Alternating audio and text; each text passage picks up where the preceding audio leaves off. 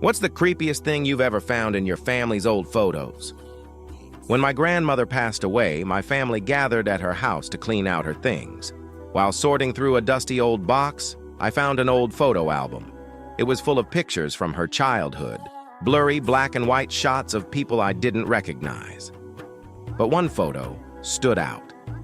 It showed a group of children standing in front of my grandmother's childhood home. But behind them, barely visible in the window, was a man.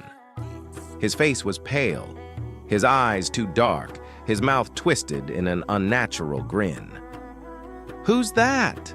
I asked my mom, pointing at the figure. She frowned. "That's impossible.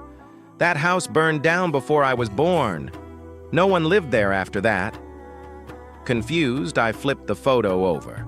There was a handwritten date, October 17th, 1949. I felt a chill crawl up my spine. That was the day my great-grandfather died in a house fire. I showed my grandfather the picture. His face went pale. He refused to talk about it.